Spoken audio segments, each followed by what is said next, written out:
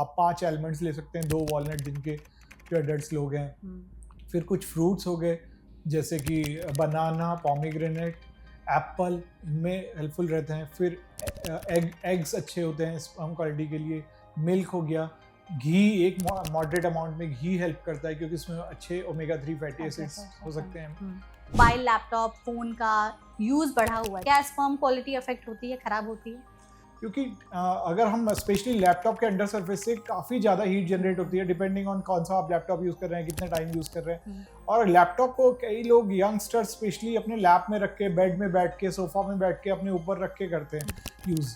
तो उससे जो अंडर सरफेस से जो हीट निकल रही है for long time, that damages the testis. तो मोबाइल भी वो अगर हम फ्रंट पॉकेट में रखते हैं, मोबाइल यूजुअली एक्सेसिव यूज़ की वजह से हीट अप हो जाते हैं, तो फ्रंट पॉकेट में हम उसे रखेंगे तो वो अगेन टेम्परेचर उसका राइज होगा और वो हार्म करेंगे टेस्टिस को। ऐसा भी है क्या कि जो मर्द बहुत ज्यादा टाइट अंडरवेयर या फिर स्किनी जीन्स या टाइट कपड़े पहनते हैं, उनकी भी स्पर्म क्वालिटी जो डैमेज होती है? ये बहुत ही इंपॉर्टेंट क्वेश्चन है। रीज़न है कि जो tight underwears V shaped specially जो होते हैं या बहुत टाइट जीन्स होती हैं, उनसे होता क्या है कि वो जो हमारी टेस्टीज हैं उनको बॉडी की तरफ पुश कर देते हैं एंड विद क्रॉनिकली वो बहुत उसका टेम्परेचर बढ़ता है और वो धीरे धीरे डैमेज होने लगता है। जो लोग काफ़ी ज़्यादा सेक्स करते हैं या सेक्सुअली एक्टिव है, क्या ऐसा होता है कि ज़्यादा स्पर्म प्रोड्यूस होगा तो उससे भी स्पर्म क्वालिटी इम्पैक्ट होगी? बॉडी कंटिन्यूस सीमेन प्रोडक्शन करती है, स्पर्म प्रोडक्शन करती है। एक्सेसिव मैस्टरबेशन से या एक्सेसिव सेक्स से। अच्छा, ओबेसिटी भी फैक्टर है क्या डॉक्टर, कि जो लोग ओबीज हैं जी, वो पतले लोगों के कंपैरिजन में जी। उनकी स्पर्म क्वालिटी ज़्यादा खराब होगी? तो जो 20 लोग रहते हैं उनमें ये सेक्सुअल ड्राइव, इरेक्शन का प्रॉब्लम और स्पर्म क्वालिटी भी डिक्रीज होने लगती है क्योंकि हमारा जो मेल हार्मोन है, टेस्टोस्टेरोन हार्मोन है, वो कम होने लगता है और ईस्ट्रोजन बढ़ने लगता है। कौन सा टेस्ट होता है जिससे पता कर सकते हैं कि हाँ स्पर्म क्वालिटी खराब तो नहीं है मर्दों में? कभी भी आपको डाउट हो या शादी से पहले आपको डाउट हो रहा है, शादी के बाद आपको डाउट हो रहा है, तो उसमें बस जो इजैकुलेट करके जो सीमेन देना होता है उसी का टेस्ट करना होता है। अच्छा। उस टेस्ट से आपको एटलीस्ट 3 डेज पहले एब्सटिनेंस चाहिए कि इजैकुलेशन ना हुआ हो। अच्छा। ना ही सेक्स ना मैस्टरबेशन। वो 3 डेज का आपको एब्सटिनेंस चाहिए ताकि हमें एक सही रिपोर्ट मिले उसकी। स्पर्म क्वालिटी खराब है, टेस्ट में रिपोर्ट सही नहीं आई है, चीज़ें अब नॉर्मल हैं, तो लोगों को लगता है कि अब वो जो इंसान है कभी पिता नहीं बन पाएगा। इस बात में कितनी सच्चाई है? ये डिपेंड करेगा मैम कि हमारे जो स्पर्म क्वालिटी है, सीमेन क्वालिटी है, वो कितने पैरामीटर्स खराब हैं। कभी कभी ऐसा भी होता है कि एज़ोस्पर्मिया निकला जिसमें कि बिल्कुल स्पर्म ही नहीं है, 0 स्पर्म्स है, मतलब उनसे फिर कंसेप्शन करना फिर पॉसिबिलिटी नहीं रहती।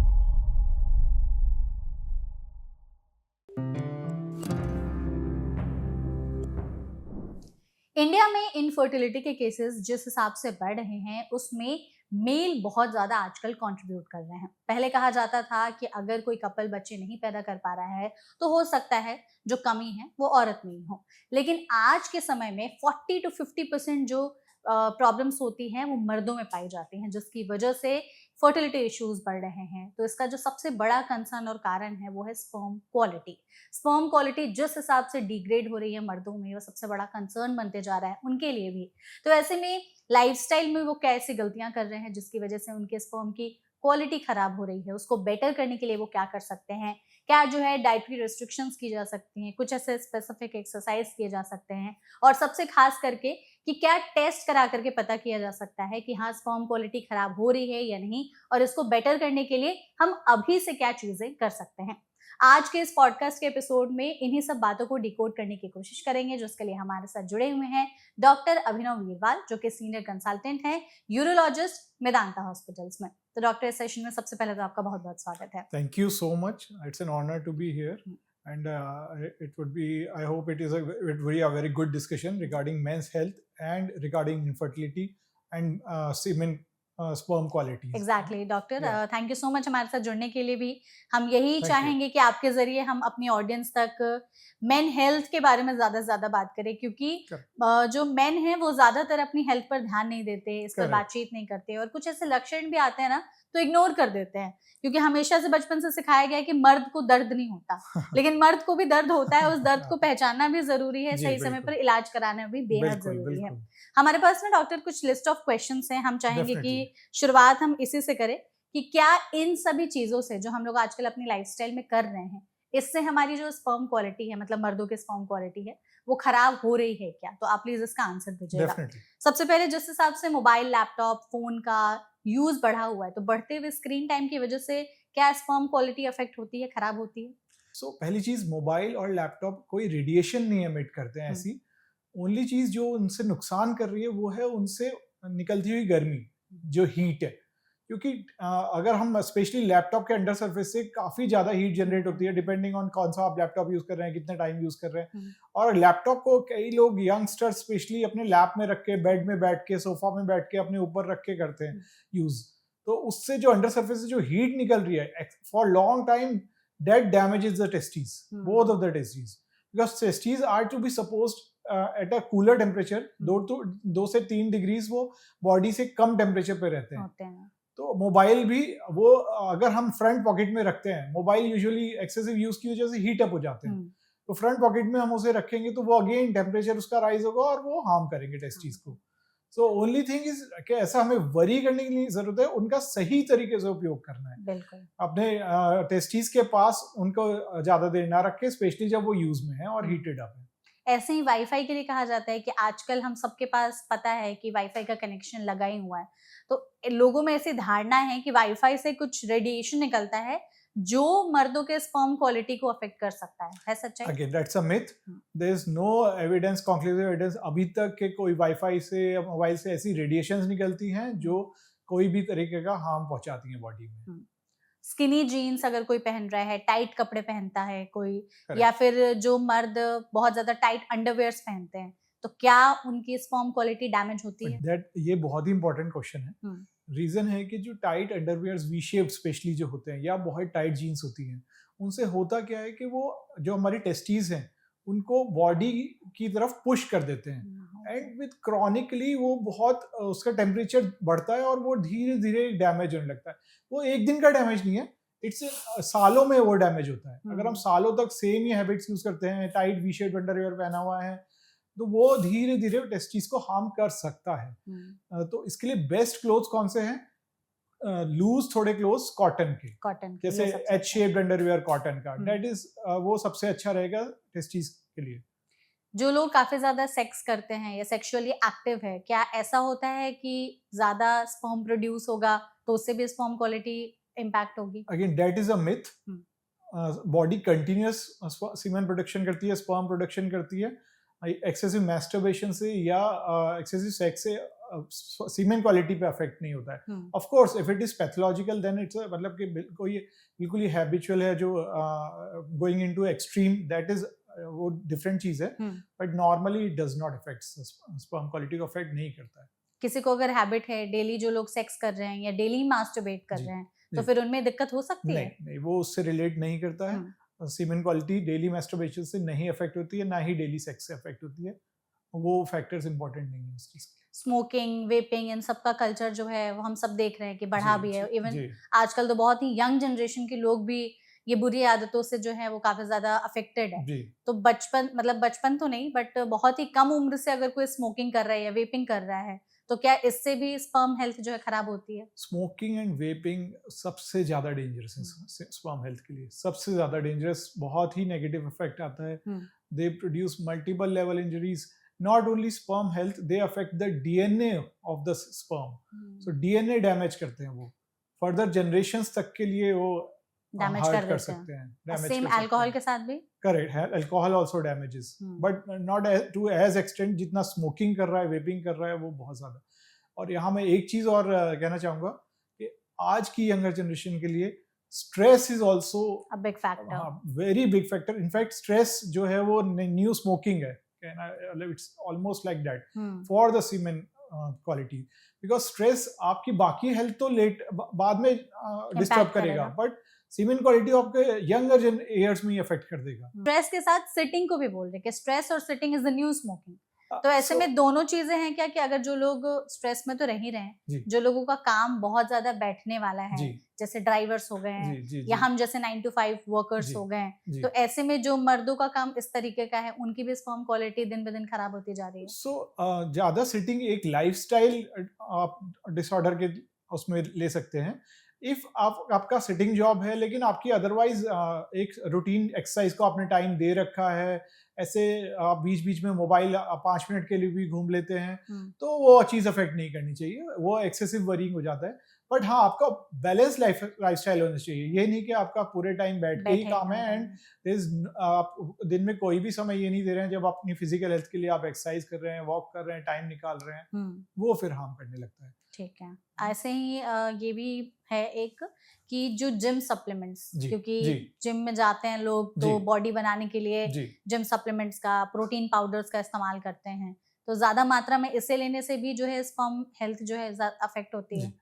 तो मैम, अगर प्रोटीन पाउडर अच्छे सोर्स का है, हुँ, जो आपके सारे कोई उसमें एडल्ट्रेशन नहीं हुँ, है ना?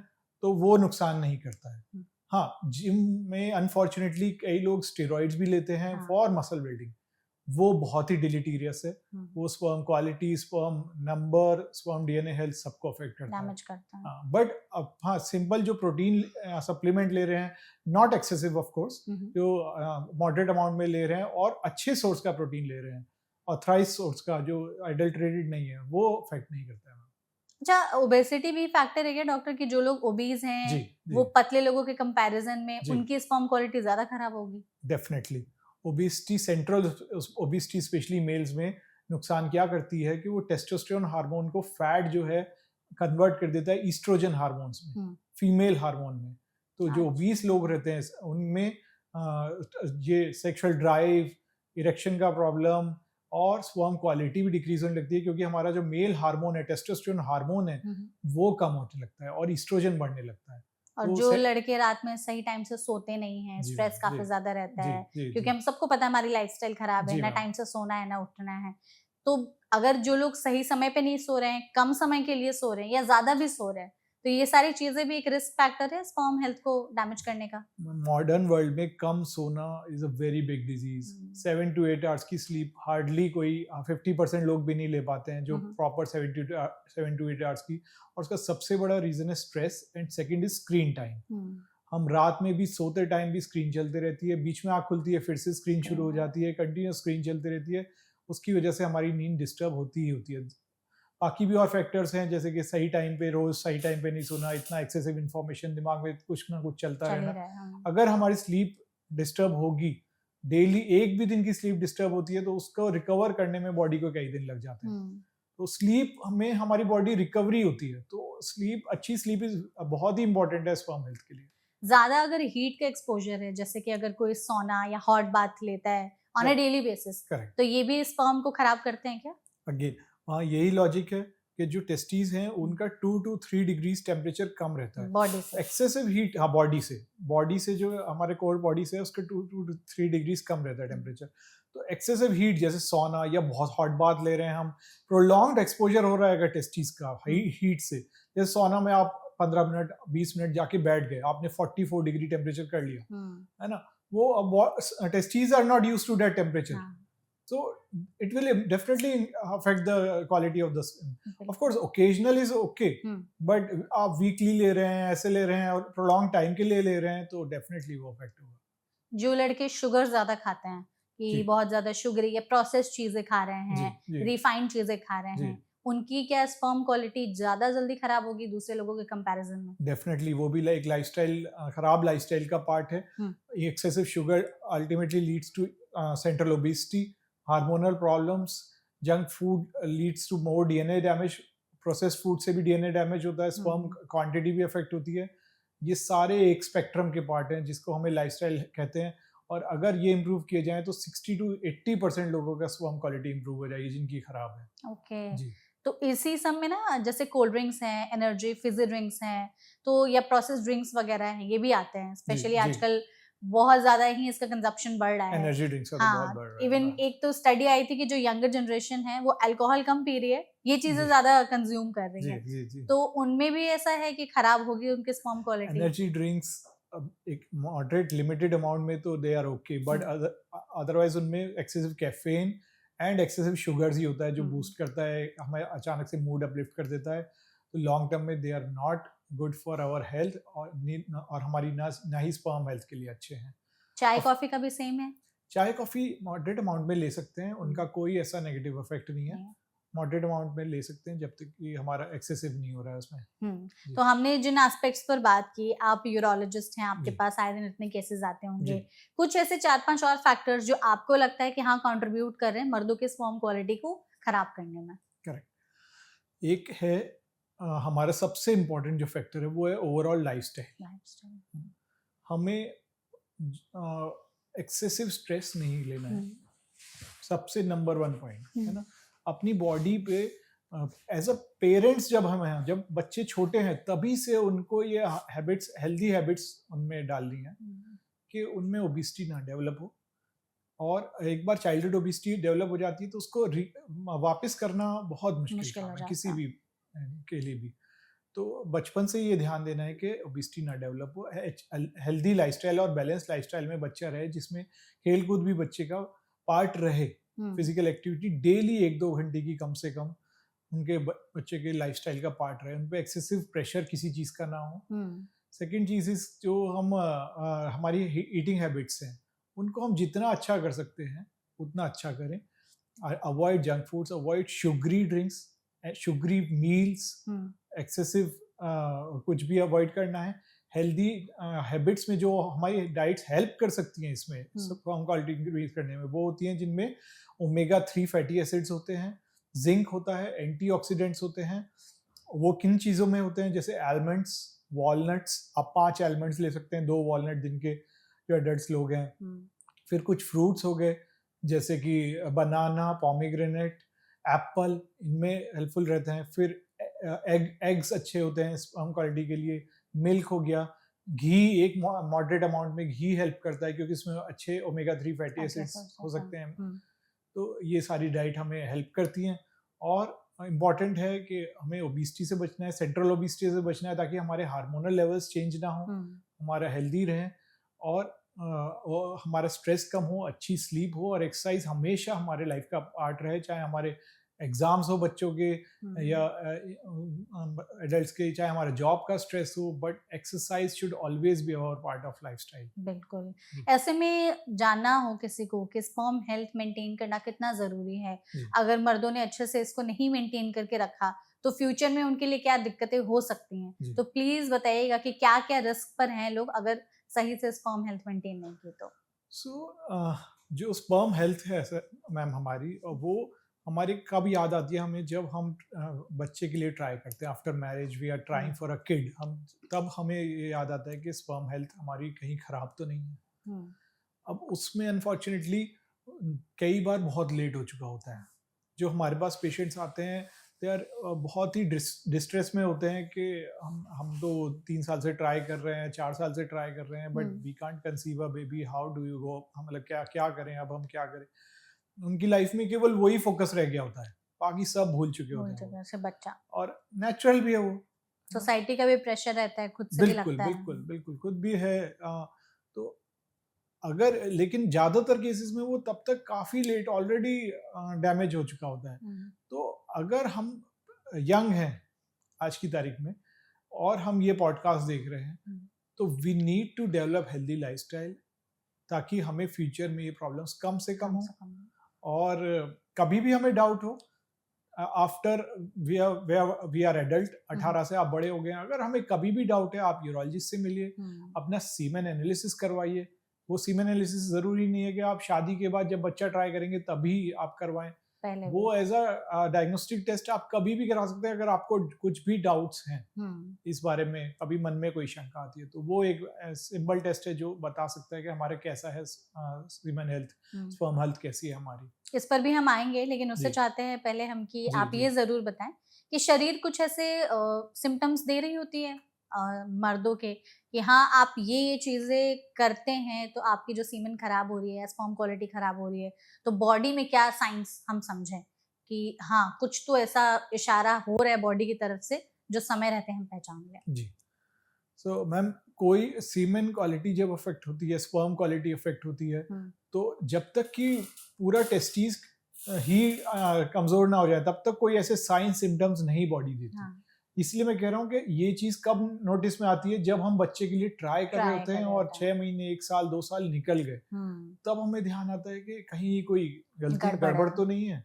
उससे बिल्कुल। पहले बॉडी कोई भी ऐसे साइन सिम्टम नहीं देती कि हमें पता चल जाए कि हमारी सीमेन क्वालिटी, स्पर्म खराब। क्वालिटी डिक्रीज हो रही है, अनफॉर्चुनेटली। ओके, तो हाँ, ऐसे में तो जरूरी है, फिर टेस्ट ही जरूरी है। टेस्ट बिल्कुल जरूरी है, कभी भी डाउट हो और यूरोलॉजिस्ट से कंसल्ट करिए। वो एग्जामिनेशन जरूरी है, टेस्टिस का साइज कैसा है वो देखना जरूरी है, ये सारी चीजें जरूरी है। हम लोग मेडिकल हेल्थ चेकअप्स तो आजकल करा ही रहे हैं, लोग जी अवेयर जी। भी हो रहे हैं, बट जो चेकअप्स आते हैं उसमें कहीं भी ऐसा मतलब मैंने बहुत जगह देखा हुआ है सीमन एनालिसिस या स्पर्म क्वालिटी के लिए कोई ऐसा स्पेसिफिक लिखा नहीं होता पैकेजेस में। यूजुअली लोग kidney, liver, heart, cholesterol, blood pressure इन्हीं सब का टेस्ट कराते हैं, लेकिन स्पर्म क्वालिटी, सीमन क्वालिटी के लिए टेस्ट कराना कितना जरूरी है? कौन सा टेस्ट होता है जिससे पता कर सकते हैं कि हाँ स्पर्म क्वालिटी खराब तो नहीं है मर्दों में? मैम, स्पर्म क्वालिटी या सीमेन क्वालिटी देखने के लिए डेफिनेटली आपने बिल्कुल सही कहा कि जो रूटीन हेल्थ चेकअप्स हैं वो उनका पार्ट नहीं हो सकती, क्योंकि मैम वो उन्हीं लोगों के लिए जरूरी है जो बच्चे करने के लिए ट्राई कर रहे करते हैं। हैं। तो वो एक स्पेशलाइज्ड टेस्ट है और टेस्ट सिंपल है। कभी भी आपको डाउट हो, या शादी से पहले आपको डाउट हो रहा है, शादी के बाद आपको डाउट हो रहा है, तो उसमें बस जो इजैकुलेट करके जो सीमेन देना होता है उसी का टेस्ट करना होता है। अच्छा, उस टेस्ट से आपको एटलीस्ट 3 डेज पहले एब्सटिनेंस चाहिए कि मतलब? इजैकुलेशन ना हुआ हो, अच्छा। ना ही सेक्स ना मेस्टरबेशन। हम्म, वो 3 डेज का आपको एब्सटिनेंस चाहिए ताकि हमें एक सही रिपोर्ट मिले उसकी। ठीक है, तो जी, 3 दिनों तक आप किसी सेक्सुअल एक्टिविटी या मास्टरबेशन में पार्टिसिपेट बिल्कुल ना करें। बिल्कुल। 3 दिन के बाद जो है ये टेस्ट होता जी है, जी। जिसमें आप सीमेन ही देते हैं लैब जी में, करेक्ट। और फिर रिपोर्ट कब तक आ जाती है? रिपोर्ट कम्स विद इन 1 दिन में ही आ जाती है। और उसमें क्या पैरामीटर्स, जैसे अगर रिपोर्ट जी किसी के जी हाथ में आ जी। गई, रिपोर्ट देख के कैसे समझे कि हमारी स्पर्म क्वालिटी अच्छी है या खराब है? तो उसमें बिल्कुल फिक्स्ड पैरामीटर्स हैं। हम्म, स्पर्म की सीमेन की quantity which is more than 1.5 ml। होना चाहिए। जी। फिर काउंट्स, यानी कि काउंट सीमेन में स्पर्म्स कितने हैं, वो हमारे 15 मिलियन पर ml से ज्यादा होने चाहिए। Okay, that is a huge number, सुनने में ऐसा बहुत लगता है, hmm, but that is microscopic level. ठीक है। थर्ड इज की मॉर्फोलॉजी हमारी 4% से ज्यादा नॉर्मल मॉर्फोलॉजी होनी चाहिए, only 4%। 4% is enough for normal conception के लिए, ठीक है। नॉर्मल प्रेगनेंसी के लिए। फिर हमारी मोटिलिटी 40% से ज्यादा हमारी मोटिलिटी होनी चाहिए। और फिर हमारे उसमें पस सेल्स नहीं होने चाहिए, उसका लिक्विफेक्शन, ये और फर्दर चीजें हैं जो उसमें देखी जाती हैं। तो इन पैरामीटर से अगर ऊपर या नीचे हैं तो दिक्कत है? हाँ, ऊपर है तो आई ऊपर थिंक है तो वो normal that is spectrum good. में आते हैं हाँ, ना, और नीचे हैं तो दिक्कत है। सारों में तो दिक्कत है। उसमें भी माइल्ड दिक्कत हो सकती है जिसमें ओलिगोजूस्पर्मिया बोलते हैं, या हो सकता है कि बहुत सीवियर ओलिगोजूस्पर्मिया, या फिर ऐसे भी केसेस होते हैं जिनमें there is no sperms in the semen. अच्छा, ऐसा भी हो जी, सकता है? Zero sperms in the semen. और एजूस्पर्मिया उसको बोलते हैं। वो बहुत कॉमन प्रॉब्लम है जिसमें जब टेस्टिस ने स्पर्म बनाने प्रोडक्शन बंद ही कर दिया है, तब भी बॉडी कोई साइन सिम्टम नहीं देगी जब तक बट आप ट्राई नहीं करोगे जी बच्चों के जी लिए। जब तक आप बच्चे के लिए ट्राई नहीं आपने जो 4-5 चीजें बताई कि रिपोर्ट आते ही ये देखे, इसमें से कोई अगर एक पैरामीटर भी गड़बड़ है तब भी स्पर्म क्वालिटी खराब हुई रहती है? अगर एक पैरामीटर भी सीवियरली डिरेंज्ड है हम्म, तो भी स्पर्म क्वालिटी अफेक्ट हो जाएगी और नॉर्मल कंसेप्शन डिफिकल्ट हो जाएगा। ओके, तो जी यूजुअली अगर ये सारे पैरामीटर्स गड़बड़ हैं, सही रेंज में नहीं है, जी तो अगर जो हमारी ऑडियंस देख रही है इस जी। वीडियो को, वो चाहती हैं कि इसको हम वापस से नॉर्मल रेंज में लेकर के आएं, तो क्या प्रैक्टिकल टिप्स अपनाने चाहिए अपनी लाइफस्टाइल में? कब डॉक्टर से मिलना चाहिए? कौन से डॉक्टर के पास जाना चाहिए? प्लीज ये भी बताइए, क्योंकि लोग अक्सर कंफ्यूज रहते हैं, और ये एक ऐसा टॉपिक है ना जिसपे आई एम श्योर कि हम कहीं भी ट्रैवल करते हैं, रास्ते में लिखा रहता है बड़े बड़े करेक्ट गुप्त रोग विशेषज्ञ जी जी जी कि अगर मर्दों को इस तरह की प्रॉब्लम है तो आप गुप्त रोग विशेषज्ञ से मिले, ऐसी चीजों से मिले, तो लोग वहां चले जाते हैं, जी वो सभी चीजें करा लेते हैं और उनकी स्पर्म क्वालिटी और खराब हो जी जाती है। जी। तो ये थोड़ा सा बताइए कि किस डॉक्टर के पास जाएं और कैसे समझें इन सब चीजों को। देखिए, अगर हमारा ऐसा सीमेन रिपोर्ट खराब आई है जिसमें हमारे ये पैरामीटर्स खराब हैं, तो इसमें यूरोलॉजिस्ट जो एंड्रोलॉजी प्रैक्टिस करते हैं वो ही बेस्ट डॉक्टर हैं इसके लिए। फॉर अ फीमेल पार्टनर, अगर फीमेल को कोई इशू है उसके लिए गायनेकोलॉजिस्ट या फिर आईवीएफ स्पेशलिस्ट वो मैनेज करते हैं। बट मेल फैक्टर जो है जिसे हम बोलते हैं वो आर मैनेज्ड बाय यूरोलॉजिस्ट, है ना, स्पेशली जो एंड्रोलॉजी फील्ड में इंटरेस्टेड है। एंड्रोलॉजी इज अ सब स्पेशलिटी ऑफ यूरोलॉजी। तो यूरोलॉजिस्ट, अगर आपका कभी भी पैरामीटर खराब आ रहा है तो सबसे पहले आपको यूरोलॉजिस्ट को विजिट करना चाहिए। ठीक है। यूरोलॉजिस्ट क्या करेंगे इसमें, वो देखेंगे कि कारण क्या है। टेस्टिस का साइज तो नहीं कम हो गया है, कि आगे कहीं डक्ट में ऑब्स्ट्रक्शन तो नहीं है। जो टेस्टिस स्पर्म बनाता है वो एक डक्ट्स के थ्रू इजैकुलेट होके जाते हैं। कभी कभी उन डक्ट्स में ही ऑब्स्ट्रक्शन होती है और टेस्टिस नॉर्मल स्पर्म बना रहा होता है, लेकिन वो डक्ट्स में ऑब्स्ट्रक्शन की वजह से बाहर नहीं निकल पा रहे होते हैं। ये फिजिकल इवेल्युएशन पे हमें पता चलेगा कि डक्ट्स में कहीं ऑब्स्ट्रक्शन नहीं है, उनकी थिकनेस ज्यादा तो नहीं है। फिर हम वेरिकोसील का देखेंगे कि कहीं स्क्रॉटम में डायलेटेड वेन्स तो नहीं है जो उसका सीमेन को अफेक्ट कर रही हैं, स्पर्म क्वालिटी को अफेक्ट कर रही हैं। और फैक्टर्स देखेंगे कि पेशेंट के और जनरलाइज फैक्टर्स क्या है, हार्मोनल लेवल्स क्या हैं, कोई और कारण तो नहीं है जो कंजेनिटल कारण है, डीएनए के कोई कारण तो नहीं है। तो ये सारे इवैल्यूएशन फर्स्ट यूरोलॉजिस्ट करेंगे। उसके हिसाब से कि क्या कारण लग रहा है, उसके हिसाब से they will advice you accordingly हम उसके लिए क्या मैनेजमेंट में कर सकते हैं। बट ओवरऑल अगर किसी का माइल्ड स्पर्म कम है, जैसे 10 मिलियन कम है, 10 मिलियन है 16 की जगह पर ml, तो जो वो कर सकते हैं अपने लिए apart from urologist visit is to adapt healthy lifestyle, है ना, जो सारी हमने बातें डिस्कस की। और उसमें फिर वेट करें कम से कम 3 महीना उसको सीमेन रिपोर्ट को रिपीट कराने के लिए वापस करा लें। जी, पहले लाइफस्टाइल चेंजेस, 3 महीने का वेट, देन दोबारा रिपोर्ट। करेक्ट, क्योंकि हमारे जो स्पर्म का मैच्योरेशन का साइकिल है वो खुद ही 74 डेज का है। अच्छा, सो ऑलमोस्ट 3 मंथ्स लग जाते हैं न्यू स्पर्म्स बनने में। तो आप आज से लाइफस्टाइल चेंजेस करेंगे तो उसका असर ही 3-4 महीने में आएगा। तब तक आपको वेट करना पड़ेगा। तब तक आपको वेट करना है उसके लिए। बट मैं यही कहूंगा कि कभी भी डाउट हो, first visit urologist and then of course these things are there. ठीक है, हमने जिन एस्पेक्ट्स पे बात की है उसमें एक चीज आई थिंक हम चाहेंगे कि आप अपने जरिए हमारे इस प्लेटफॉर्म के जरिए जरूर बताएं, क्योंकि मर्दों में जब इस तरह की दिक्कत होती है ना, एक्सेप्ट नहीं करते वो, उन्हें लगता है कि मेरे में तो कोई कमी हो ही नहीं सकती। बहुत सारे ऐसे मतलब मैंने भी देखे हैं लोग कि प्रॉब्लम है उनमें ही, बट वो ब्लेम करेंगे कि औरतों को, कि नहीं तुम्ही में दिक्कत है, मुझ में तो ऐसे दिक्कत हो ही नहीं सकती। वो पहले टेस्ट के लिए नहीं जाएंगे, अगर टेस्ट के रिपोर्ट्स आ जाते हैं उनमें अब नॉर्मेलिटीज दिखती है तो इस चीज को एक्सेप्ट ही नहीं करेंगे, एंड उसके बाद फिर वो बातचीत ही करना बंद कर देते हैं, जो ओवरऑल एक कपल की लाइफ को बहुत ही ज्यादा बुरी तरीके से इम्पैक्ट भी करता है। प्लीज आप हमारी ऑडियंस को बताइए कि अगर इस तरीके की दिक्कत दिख रही है, सबसे पहले एक्सेप्टेंस कितनी जरूरी है। So ma'am, first of all तो मैं ये कहूँगा कि ये अभी भी किसी की लाइफ में आता है तो ये एक बहुत ही डिस्ट्रेसफुल सिचुएशन होती है, कपल दोनों के लिए, दोनों को, मेल के लिए भी और फीमेल पार्टनर के लिए भी बहुत ही स्ट्रेसफुल होता है। ऑफ कोर्स अगर मेल को ये लगे कि ये मेरे पैरामीटर्स ही खराब हैं और फीमेल के ठीक हैं, तो थोड़ा एक गिल्ट ज़्यादा हो जाता है मेल को कि यार हम दोनों सफ़र कर रहे हैं मेरी वजह से। तो मैं कहना चाहूँगा कि ये गलत है, बिल्कुल ही गलत है, ऐसा कभी भी नहीं सोचना चाहिए। ये बीमारी एक है, ये नॉर्मल जैसे कोई भी बीमारी किसी को भी हो सकती है, वो उसके लिए कोई वो जिम्मेदार नहीं है ना, तो कभी भी ऐसा गिल्ट नहीं होना चाहिए। स्पर्म क्वालिटी अफेक्टेड है, इसका ये बिल्कुल मतलब नहीं है कि आप कुछ कम मेल हो गए हैं, आप में मर्दानगी कुछ कम है। हार्मोन लेवल्स आपके नॉर्मल होंगे, आपका इरेक्शन नॉर्मल होगा, आपके मेल फीचर्स नॉर्मल होंगे, आप एक नॉर्मल पर्सन है।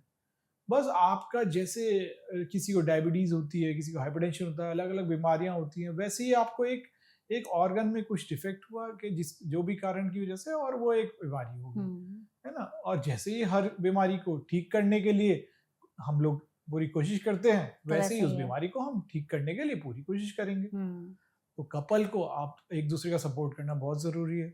बिल्कुल, है ना। ऐसे में जैसे एक और चीज है डॉक्टर, कि जब भी इस तरह की प्रॉब्लम्स होती हैं किसी भी कपल में, स्पर्म क्वालिटी खराब है, टेस्ट में रिपोर्ट सही नहीं आई है, चीजें अब नॉर्मल है, तो लोगों को लगता है कि अब वो जो इंसान है कभी पिता नहीं बन पाएगा। इस बात में कितनी सच्चाई है? ये डिपेंड करेगा मैम कि हमारे जो स्पर्म क्वालिटी है, सीमेन क्वालिटी है, वो कितने पैरामीटर्स खराब है। कभी कभी ऐसा भी होता है कि एजोस्पर्मिया निकला, जिसमें कि बिल्कुल स्पर्म ही नहीं है, जीरो स्पर्म्स है। अब उसमें फिर हम कॉज ढूंढेंगे, अगर करेक्टेबल कॉजेज हैं तो वो करेक्ट हो जाते हैं। अब इसमें 60 to 80% जो पेशेंट्स होते हैं उनके करेक्शन हो जाता है जब स्पर्म क्वालिटी कम है। हाँ मैम, 10-20% ऐसे पेशेंट्स रहते हैं जिनका हम पूरी भी कोशिश कर लें तब भी हम उनका हेल्दी स्पर्म नहीं ढूंढ सकते। क्या उनमें फिर प्रॉब्लम होती है? मैम मतलब उनसे फिर कंसेप्शन करना फिर पॉसिबिलिटी नहीं रह जाता। तो किन कारणों की वजह से ऐसा हो जाता है? आपने कहा कि करेक्टेबल कॉजेज है, कुछ इनकरेक्टेबल है। जी। तो क्या वो कॉजेज होते हैं? मैम करेक्टेबल कॉजेज तो हमने यही बताया कि लाइफस्टाइल एक तो हो गया, दूसरा वेरिकोसील हो गया, या हमारा कोई डक्ट ऑब्स्ट्रक्शन है, ये सारे हमारे ये ठीक किए जा सकते हैं। हाँ जी, ये ठीक किए जा सकते हैं। बट कभी कभी हमारा इन सब जो हार्म्स हुए हैं टेस्टिस को, अगर हमारा टेस्टिस का साइज बहुत छोटा हो गया दोनों, और हमारा स्पर्म प्रोडक्शन ऑलमोस्ट टेस्टिस से हो ही नहीं रहा है, उसको वापस करेक्ट करना बहुत डिफिकल्ट है जी। कोशिश फिर भी करनी चाहिए, है ना। हम कुछ महीने, स्पेशली अगर फीमेल की एज ठीक है तो हम कोशिश कर सकते हैं, कुछ महीना या साल का टाइम ले सकते हैं। बट अनफॉर्चुनेटली 10-20% में ऐसे भी होता है कि करेक्शन नहीं हो, फिर उनमें हम दूसरे ऑप्शंस ढूंढते हैं, जैसे कि डोनर स्पर्म हो गए, है ना, वो सेकंड ऑप्शन हमारे रहते हैं। ठीक है, तो ये चीजें की जा सकती हैं। जी मैम, बिल्कुल। सप्लीमेंट्स का रोल कब आ जाता है कि कुछ सप्लीमेंटेशन, जैसे आपने कहा कि लाइफस्टाइल में बदलाव करो, अगर लाइफस्टाइल में चेंजेस के बाद या डाइटरी चेंजेस के बाद चीजें ठीक नहीं हो रही हैं, तो सप्लीमेंट्स कब देते हैं आप मर्दों को, और कौन से सप्लीमेंट्स देते हैं? सप्लीमेंट्स मैम तभी देने हैं जब हमारे एबनॉर्मल स्पर्म काउंट आ रहा है ना, जब लो स्पर्म काउंट है ना, या फिर हमारी मॉर्फोलॉजी अफेक्टेड है। और सप्लीमेंट्स हम वो देते हैं जिनमें कोएंजाइम क्यू रहता है, जिंक रहता है, विटामिन डी रहते हैं, एंटीऑक्सीडेंट्स रहते हैं, ताकि वो स्पर्म की क्वालिटी को इम्प्रूव करें, स्पेशली जिंक जो बहुत ही इंपॉर्टेंट है स्पर्म क्वालिटी को इम्प्रूव करने के लिए, और कोएंजाइम क्यू जो हमारे एंटीऑक्सीडेंट के रूप में काम करता है। ये सारी चीज़ें हमारे एज अ सप्लीमेंट एक्ट करती हैं, जो हमारे माइल्डली डिरेंज्ड पैरामीटर्स जो होते हैं उनको 3 to 4 मंथ्स में इम्प्रूव कर देती हैं। इनकी डोजेजेस होती हैं जिसको अभी डिटेल में यहाँ डिस्कस करना मुश्किल है, वो डोजेज डिपेंड करता है पेशेंट टू पेशेंट। उन डोजेज को साथ हमें डेली लेना होता है, 3 to 4 मंथ्स वेट करना होता है कंडीज लेके, बहुत केसेस में इसमें इम्प्रूवमेंट आ जाता है। करेक्ट है जी। तो आई थिंक अभी तक हमने जो बातचीत की है उसमें टेस्ट वगैरह को हमने कवर किया है, डाइटरी चीजें, lifestyle modifications, exercise I think बहुत इंपॉर्टेंट रोल प्ले करता है। तो स्पर्म क्वालिटी अगर कोई चाहता है कि बेटर हो, फर्टिलिटी बूस्ट हो, तो मर्दों के लिए कुछ ऐसे स्पेसिफिक एक्सरसाइजेस हैं कि ये करेंगे तो ज्यादा अच्छा होगा उनका स्पर्म हेल्थ? जी, सबसे important cardiovascular exercises, and of course if you can add strength training in that is even additive benefit. अब कार्डियोवैस्कुलर एक्सरसाइज में जो वॉक कर सकते हैं वो वॉक करें, जो जॉगिंग कर सकते हैं वो जॉगिंग करें। एनी एक्सरसाइज इज हेल्पफुल, है ना। और स्ट्रेंथ ट्रेनिंग का ये मतलब नहीं है कि हम बहुत सारे वजन उठा रहे हैं अचानक से, ये टोनिंग इज इवन इम्पोर्टेंट। आप कोई वजन ना उठाएं, आप अपने बॉडी के वजन से ही एक्सरसाइज कर रहे हैं, वो भी इनफ है। कैसे एक्ट करती है एक्सरसाइज? 2 तरीके से एक्ट करती है। एक तो हमारे हार्मोनल लेवल्स ठीक करती है। मेल्स कभी भी एक्सरसाइज करेंगे तो उनका टेस्टोस्टेरोन बूस्ट होगा, टेस्टोस्टेरोन बूस्ट होगा तो हमारा सीमेन क्वालिटी और स्पर्म क्वालिटी इंप्रूव होगी। सेकेंड चीज है कि हमारी ओबेसिटी कम होगी, धीरे धीरे हमारे बॉडी के ईस्ट्रोजन कम होगा क्योंकि फैट कम होगा। तो ये सारी चीजें ultimately sperm quality, semen quality and general health सबको इम्प्रूव करेगी। एज के साथ क्या स्पर्म क्वालिटी डिक्लाइन होती है मर्दों में? बिल्कुल होती है। जैसे फीमेल्स में फर्टिलिटी डिक्लाइन होती है आफ्टर 35, वैसे ही मेल्स में भी बिल्कुल होती है। Slower then females, but after 40 that declines bit rapidly, specially after 45 to 50 sperm quality, DNA defects सब इंक्रीज कर जाते हैं। अगेन मैं वही कहूँगा, जो फीमेल्स की 35 एक बेंचमार्क है, मेल्स में 40 to 45 एक बेंचमार्क है। तो डॉक्टर, अगर यहाँ पर एक मेरा सवाल ये होगा, क्योंकि हमने बात की कि ये टेस्ट कराए, टेस्ट में इस तरह की रिपोर्ट्स आ गई, कई बार मिरेकल जैसी चीजें भी होती हैं, टेस्ट सारे नॉर्मल नहीं है, उसके बावजूद भी कपल जो है वो बच्चा कर लेते हैं, कंसीव कर पाते हैं। Correct. लेकिन ऐसा होता है क्या कि फिर उस बच्चे में डिफेक्ट होगा? क्योंकि स्पर्म हेल्थ जो है वो जी अच्छी नहीं थी, जी। रिपोर्ट्स जो थी वो नॉर्मल नहीं थी, फिर भी अगर बच्चा हो गया तो उसमें कुछ डिफेक्ट्स हो सकते हैं। यूजुअली ऐसा नहीं होता मैम, हम्म, क्योंकि हमें फर्टिलाइजेशन के लिए एक ही हेल्दी स्पर्म चाहिए होता चाहिए है होता है, आउट ऑफ हाँ। Millions and millions. हम्म, तो यूजुअली फर्टिलाइजेशन तभी होता है अगर हमारा कोई हेल्दी स्पर्म है, ओके, तभी एक वायबल फर्टिलाइजेशन हो हम्म, पाता है। ठीक है। तो यूजुअली अगर ऐसा नहीं हमारा होता। स्पर्म काउंट कम भी है हम्म, लेकिन फर्टिलाइजेशन हो गया तो बहुत रेयर है कि कोई उस बच्चे में एबनॉर्मलिटी होगी। होगी, वो ओके। नॉर्मल बच्चा रहेगा, नॉर्मल प्रेगनेंसी रहेगी। तो अगर आप हमारी ऑडियंस को बताना चाहें कि अगर कोई कपल प्रेगनेंसी प्लान कर रहा है तो जी। उससे पहले जो मर्द है वो अपने में क्या बदलाव कर ले, क्या टेस्ट करा ले, किन बातों का ख्याल रखे सो दैट वो कंसेप्शन इजीली कर पाए, उनकी फर्टिलिटी इम्पैक्ट ना हो और स्पर्म हेल्थ भी अच्छी रहे। फॉर यंग कपल्स और any couple who is trying to conceive, पहले मैं कहूँगा कि अपना आप लाइफस्टाइल हेल्दी करिए। Okay. Leave alcohol smoking at least 6 months before trying to conceive. ठीक है। 6 महीने पहले आप अल्कोहल स्मोकिंग बंद कर दीजिए। अच्छा स्लीप साइकिल, जंक फूड नहीं खाना, हेल्दी फूड खाना, घर का फूड खाना, हेल्दी डाइट रखना, अच्छी स्लीप करना, लेस स्ट्रेस लेना, सारी चीज़ें इफेक्ट करेंगी। उसके बाद कोई टेस्ट तब तक कराने की कभी ज़रूरत नहीं होती जब तक कि हमें या तो कोई डाउट हो रहा हो कि भाई हमें ऐसा कोई शक है, या फिर अगर हम कंसीव करने की कोशिश कर रहे हैं और हमें 1 साल हो गया है और कंसीव नहीं हो पा रहा है। 1 साल का टाइम आपको देना चाहिए। विदाउट प्रोटेक्शन आप 1 साल प्रॉपरली कंसीव करने की कोशिश कर रहे हैं, फिर भी अगर दिक्कत हो रही है तो हमें डॉक्टर की सलाह लेनी चाहिए। हाँ, अगर कपल जैसे आजकल बहुत कॉमन है लेट मैरिजेस हो रही हैं, हाँ। अबाउट 35 भी मैरिजेस हो रही हैं, अगर कपल की एज ज़्यादा है तो उतना आप वेट नहीं करें। तो आपको जरा भी डाउट है तो आप कभी भी चेक करवा सकते हैं गायनेकोलॉजिस्ट और यूरोलॉजिस्ट से। टेस्ट सिंपल है, कभी भी डाउट हो तो आप जा सकते हैं, उसके लिए कोई मना नहीं है। ठीक है। अच्छा, टेस्टीज में कुछ चेंजेस दिखे तो समझ जाना चाहिए कि शायद हमारी स्पर्म हेल्थ अफेक्ट हो रही है। टेस्टीज का साइज इसमें सबसे इम्पोर्टेंट है। अब साइज नॉर्मली टेस्टीज का हमारे जो होता है उसमें ऐसे कोई फिक्स्ड सेंटीमीटर्स नहीं होते, बट हाँ मैंने देखे हैं कई कपल्स जो मेल्स जो इनफर्टिलिटी के साथ आते हैं जिनका टेस्टीज का साइज सिग्निफिकेंटली रिड्यूस हो गया है, जो उनको भी फील होता है, बट फिर भी वो इग्नोर कर देते हैं। मतलब पहले नॉर्मल साइज था, फिर विद टाइम धीरे धीरे वो डैमेज से बहुत छोटा हो गया। ओके, तो अगर इस तरह के भी बदलाव दिखे तो जी बिल्कुल अलर्ट हो जाना चाहिए। बिल्कुल परफेक्ट। तो आई थिंक डॉक्टर इस सेशन में हमने इस टॉपिक पर काफी अच्छे खासी डिस्कशन की है। जी बिल्कुल। आपने हमें हर एक एस्पेक्ट को काफी अच्छे तरीके से बताया है। Thank you for your questions, thank you so much, which helped me to elaborate इतना अच्छे से करने में। थैंक यू सो मच हमारे साथ जुड़ने के लिए और इतनी इंसाइटफुल चीजें शेयर करने के लिए। Thank you so much. I hope you enjoyed this session. I really enjoyed, my viewers enjoyed this session and any doubts we urologists are always here, we are available here, you know. बिल्कुल, so perfect. thank you so much. Thank you so much audience. I hope इस session के जरिए हमने बहुत सारे सवालों के जवाब देने की कोशिश की होगी, लेकिन अगर आपके मन में फिर भी कोई सवाल रह गए हो तो कमेंट सेक्शन में जरूर पूछिएगा, हम पूरी कोशिश करेंगे डॉक्टर के जरिए ही उन सभी सवालों के जवाब देने के। ऐसे और भी सेशंस के लिए फॉलो करते रहिए NBT लाइव। Thank you.